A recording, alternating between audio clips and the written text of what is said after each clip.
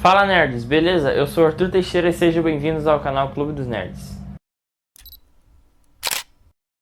Bom, hoje teve o quarto episódio da série de Hawkeye e a gente vai estar analisando aqui, falando uma teoria que eu acredito que possa ser verdade e explicando tudo pra vocês. No começo do episódio a gente achou que ia ter uma baita luta entre o Jack e o Clint e no fim não teve nada, foi só uma conversa ali e não aconteceu nada. O Clint rouba a espada ali, meio que sem ninguém ver, sai. A mãe da Kate Bishop fala para deixar ela meio que em paz, para não envolver ela nisso porque é muito perigoso e ela é só uma jovem. E daí o Clint realmente começa a desconfiar do Jack. A Kate já desconfiava dele, mas ele não acreditava muito, mas como ele estava com a espada do Ronin, ele passou a acreditar. Daí ele pede para Laura, a esposa dele, ele manda uma mensagem para ela e pede para ela pesquisar sobre Sloan LTDA. A Laura, ali, a esposa do Gavião Arqueiro, descobre e fala pra ele que a Sloan é uma fachada apenas para a gangue do agasalho para meio que desviar dinheiro. E o líder da Sloan é o Jack. E aí meio que confirma pro Clint que o Jack é o vilão, o cabeça de tudo. E aí a Laura pergunta sobre o Rolex, o relógio do Complexo dos Vingadores. E daí eu vi teorias rolando que poderia ser do Tony Stark, aquele relógio que ele usa lá em Guerra Civil, que ele bate aqui e daí vem a mão de ferro. Mas não é. Mais pra frente do episódio a gente descobre que aquele relógio é de outra pessoa especial pro Clint, que tá correndo perigo, mas não fala quem. Corta lá pro Jack, a mãe da Kate, e a Kate estão conversando lá, o Clint foi embora e a Kate ficou na casa da mãe dela. Eles começam a conversar, começam a dançar e a Kate começa a ver ali que talvez o Jack não seja tão do mal, assim, digamos assim. E eles começam a falar sobre família e Natal e ela lembra do Clint, por causa que ele talvez não consiga passar o Natal com a família dele.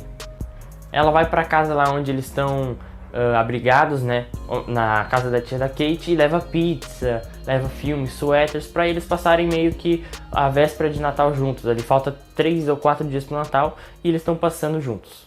Daí o Clint explica pra ela e diz que ela tem bons instintos e que o Jack é o cabeça por trás da gangue do agasalho. E explica que a Sloan é a fachada pra lavagem de dinheiro. E o Jack é o CEO, o cabeça de tudo. Eles começam a usar os suéteres e tudo mais ali, aquele clima de Natal, e eles começam a fazer um plano para ligar o Jack com a gangue do agasalho e tudo mais, e essa cena é bem engraçada. E uma referência muito legal é que eu vi que no episódio passado tinha gente falando que eles não usaram todas as flechas que aparecem na HQ, que foi baseada na série, e que ainda tinha muito mais flechas para serem usadas. E a Kate pergunta pro Clint sobre a flecha boomerang. Daí ele diz que não sei o que, pra que ele usaria uma flecha boomerang, e é mais uma referência aos quadrinhos. Eles continuam conversando, daí o Clint tá de novo tomando chá ou café naquela xícara lá escrito Thanos estava certo. Os caras estão vendendo até xícara sobre isso.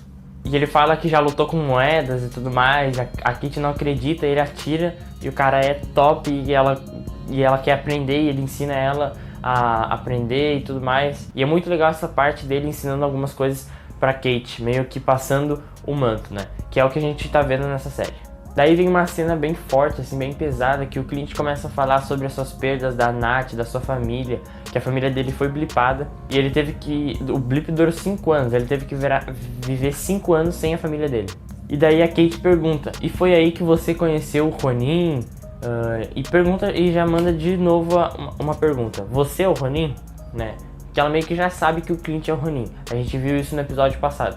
Ele diz que sim e que cada um reage de uma forma diferente, que cada um reagiu de uma forma diferente durante o blip. E que ele reagiu como ele foi treinado. Ele falou que ele foi treinado pra matar pessoas, então ele fez isso durante o blip.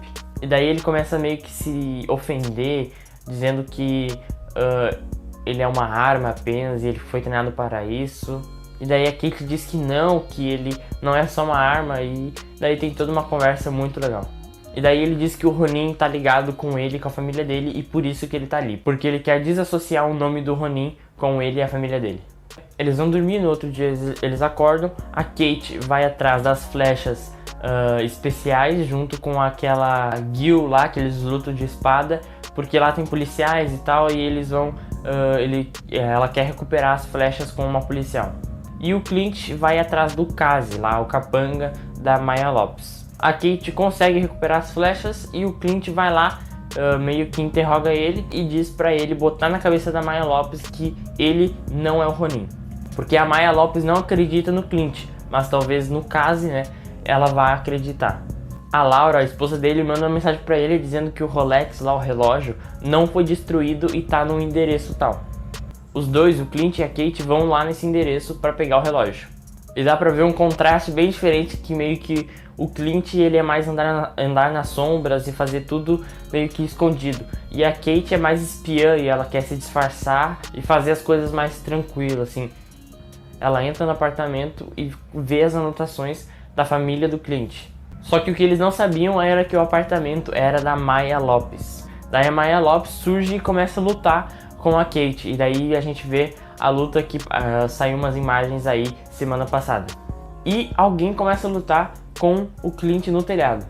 E o Clint não sabe quem é, ele acha que é a Maya Lopes, só que a Maya Lopes está lutando com a Kate lá dentro do apartamento. E o Clint está lutando com outra pessoa disfarçada, que a gente viu no TV Spot, lá no telhado.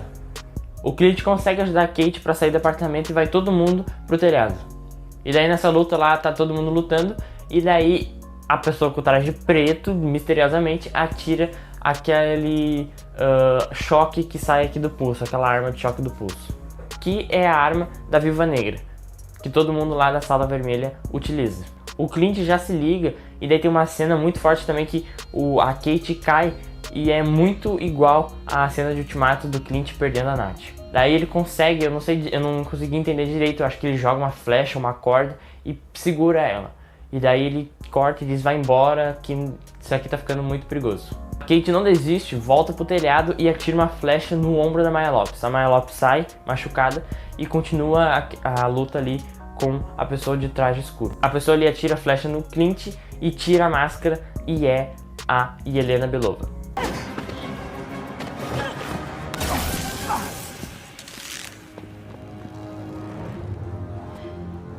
Tava meio na cara já que isso ia acontecer, mas a gente não tinha visto ela antes nos trailers, nos TV Spot, em nenhum momento antes. Daí a Yelena Belova consegue fugir, daí o Clint e a Kate começam a conversar, o Clint diz pra ela ir embora, que é muito perigoso e que a coisa se tornou muito séria, muito rápida, porque uma hora era só a Maya Lopes, mas daí já tá ligando várias coisas.